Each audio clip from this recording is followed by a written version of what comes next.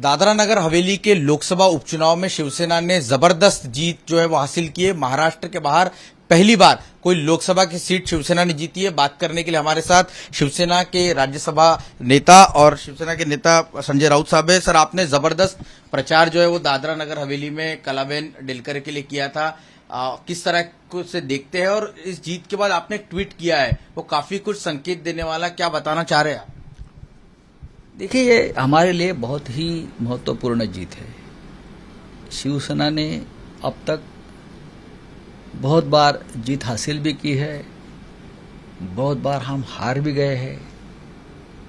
आज तो राज्य में हमारी सरकार है, दिल्ली में हमारे 22 सांसद हैं, तो हमारे लिए कोई जीत नई नहीं है। लेकिन ये जीत इसलिए हमारे लिए मायने रखती है कि महाराष्ट्र के बाहर बहुत साल से हम कोशिश करते रहे कि पार्टी का विस्तार हो, कोई सीट हम राज्य के बाहर भी अगर जीत सकते हैं तो हमारे कार्यकर्ता का मनोबल बढ़ेगा। बहुत साल तक हमें इंतजार करना पड़ा और दादरा नगर हवेली की जीत जो लोकसभा उपचुनाव में हमें जो प्राप्त हुई है ऐतिहासिक है। इतनी बड़ी जीत अब तक दादरा नगर हवेली में किसी को नहीं मिली। 50,000 से भी ज्यादा का वहां हमें मार्जिन मिला है जीत का, वो बहुत बड़ी है, ऐतिहासिक है। कलाबेन डेलकर शिवसेना के उम्मीदवार थी। मोहन डेलकर जी स्वर्गीय, उनकी पत्नी डेलकर साहब का भी वहां अपना एक हमेशा प्रतिष्ठा रही, ताकत रही, नेटवर्क रहा, उनके साथ शिवसेना जुड़ गई और ये दोनों की जीत है। बालासाहेब ठाकरे भी एक बार वहां चुनाव के लिए गए थे, चुनाव प्रचार के लिए। उस बार हमको जीत नहीं मिली। इस बार हमने ये जीत बालासाहेब ठाकरे जी को और मोहन डेलकर जी को समर्पित करता हूं मैं। सर, लेकिन जिस तरह से मोहन डेलकर की आत्महत्या उन्होंने की और उसके बाद वहां के जो प्रशासक है उनका भी नाम उन्होंने इसमें जो उन्होंने लिख के रखा था, और अब जब इस तरह की जीत होती है तो कैसे देख रहे हैं? देखो, ये जो लड़ाई है दादरा नगर हवेली, ये यूनियन टेरिटरी है, केंद्र शासित प्रदेश है। वहां आज एक प्रकार की तानाशाही चल रही है वहां के प्रशासक की। वहां जो प्रशासक की नियुक्ति हुई है ना, वो कानून और संविधान के खिलाफ हुई है। वहां हमेशा जो प्रशासक की जो नियुक्ति होती है वो आईएएस अफसर की होती है। पहली बार बीजेपी नेताओं ने या बीजेपी के राज्यकर्ता दिल्ली के जो है उसने एक राजनीतिक व्यक्ति को वहां प्रशासक बनाकर रखा है, जिसको गुजरात में वो चुनाव हार गया है और उसको वहां प्रशासक बनाया। तो अपना हिसाब किताब पूरा कर रहा है, वो तानाशाही कर रहा है। उस तानाशाही के दबाव में मोहन डेलकर जो 6 बार वहां से लोकसभा चुनाव जीत कर लोगों का नेता, लोक नेता बनकर उभर आए थे, उनको अपने जीवन को समाप्त करना पड़ा, उनका बलिदान हुआ। हमारे प्रचार का मुद्दा ही वही रहा।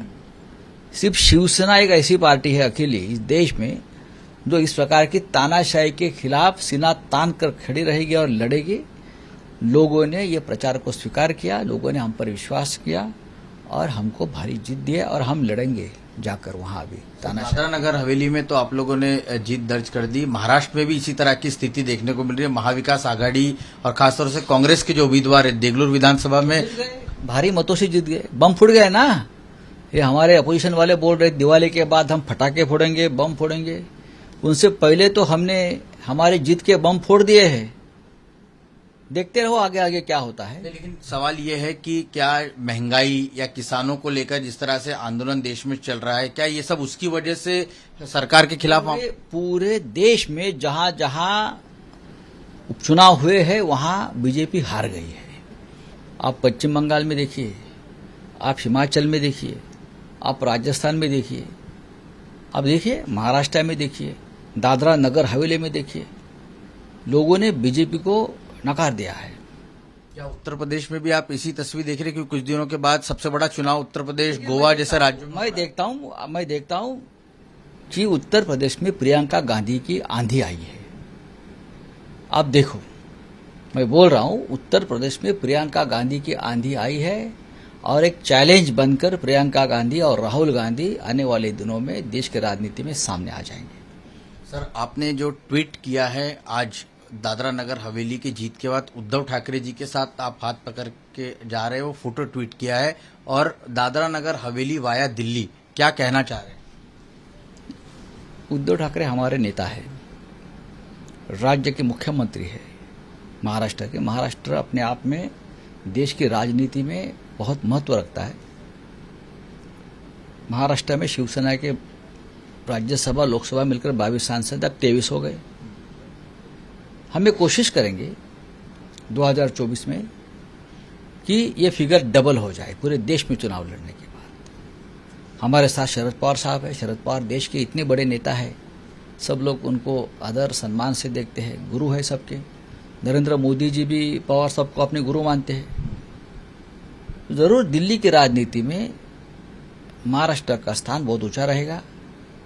देश की राजनीति एक सही दिशा में लेके जाने का काम उद्धव ठाकरे और शरद पवार साहब दोनों मिलकर करेंगे, ये मुझे विश्वास है। लेकिन दिल्ली में भी क्या अपनी भूमिका निभा सकते हैं? क्या दिल्ली की राजनीति में भी सक्रिय हो सकते हैं उद्धव ठाकरे? डेफिनेटली हो जाएंगे। इसलिए तो हमने राज्य के बाहर जाकर चुनाव लड़ा है ना। हमारे जो प्रादेशिक पार्टी है, रीजनल पार्टी को हम राष्ट्रीय पार्टी बनाना चाहते हैं और देश की राजनीति में हमारा स्थान जो है बहुत ऊपर लेकर जाना चाहते हैं। शरद पवार साहब के मार्गदर्शन से उद्धव ठाकरे जी का नेतृत्व भी है। हम दोनों मिलकर राहुल गांधी, प्रियंका गांधी की भी पूरे राज्य में बोला आंधी आ रही है।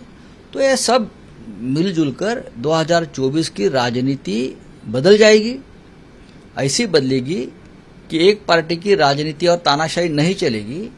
फिर एक बार गठबंधन का दौर शुरू होगा 2024 में, तब हम सबका महत्व रहेगा। सर, मेरा आपसे आखिरी सवाल ये है कि आज महाराष्ट्र में अजीत पवार को लेकर, उनके संबंधित लोगों को लेकर आईटी विभाग की बेनामी प्रॉपर्टी सेल ने करीबन 1000 करोड़ की प्रॉपर्टी प्रोविजनली अटैच की। हालांकि 90 दिनों का समय है अजीत पवार और उनके संबंधित लोगों को सिद्ध करने के लिए कि ये बेनामी नहीं है।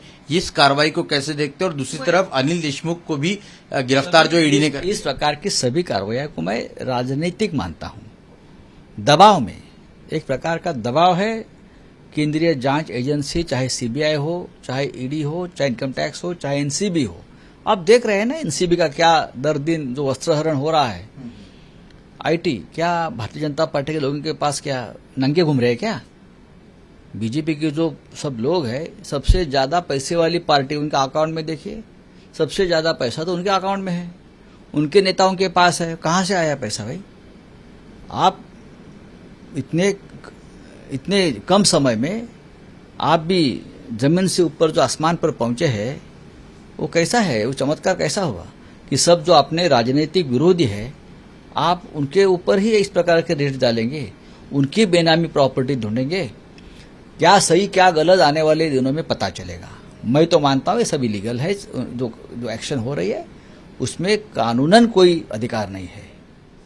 सर, नवाब मलिक जी लगातार प्रेस कॉन्फ्रेंस कर हमला समीर वानखेड़े, देवेंद्र फडणवीस को घेरते हुए दिख रहे।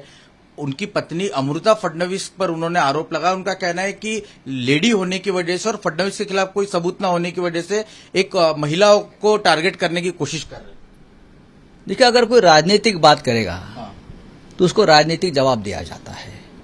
अगर आप कोई भी व्यक्ति हो, कोई भी महिला हो, अगर आप राजनीतिक बात करते हो, राजनीतिक ट्वीट करते हो, पॉलिटिकल बातें करते हो, तो उनको जवाब देना सभी का अधिकार है। मैं ये नहीं मानता हूं कि अमृता जी है या और कोई है। आपने अगर राजनीति के खिचड़ में पत्थर मारा है तो आपके ऊपर उसके दाग आ जाएंगे। आपको सोच संभल कर बातें करनी चाहिए सभी को। आपका परिवार राजनीति में है, मेरा परिवार राजनीति में है, सबका परिवार राजनीति में है, तो आपको संयम से काम करना पड़ेगा। महाराष्ट्र की परंपरा रही हमेशा कि राजनीति चाहे किसी भी स्तर पर जाए, लेकिन यहाँ महाराष्ट्र में अब तक किसी के परिवार को राजनीति में खींचकर उसके ऊपर अभी हमला नहीं किया था। लेकिन इस बार जब से बीजेपी का शासन महाराष्ट्र से गया है या पहले आया है, तब से मैंने देखा है, चाहे दिल्ली हो चाहे महाराष्ट्र हो, परिवार को खींच लिया है। परिवार के ऊपर एजेंसीज का मिसयूज हमला किया है। क्या बीजेपी के नेताओं के दामाद नहीं है क्या? वो क्या रास्ते पे फल बेचते हैं क्या चना बेचते हैं? उनको भी दामाद है, उनको भी बेटी बेटियां है, वो भी खा पी कर आराम से काम कर रहे हैं, लेकिन हमारे परिवार के ऊपर आप उंगली उठाते हो। क्या आपका परिवार हमारा परिवार नहीं है? ये बदले की राजनीति है, ये अच्छे मन का लक्षण नहीं है। हाँ, शुक्रिया। बात करते हैं, कुल मिलाकर हर तरह के सवालों का जवाब यहाँ पर संजय राउत देते हुए दिख रहे हैं, लेकिन जिस तरह की जीत दादरा नगर हवेली में आज शिवसेना ने दर्ज की है, इसे ऐतिहासिक जो है वो कहा जा रहा है। कैमरा पर्सन उत्तम के साथ रौनक कुकड़े, एबीपी न्यूज, मुंबई।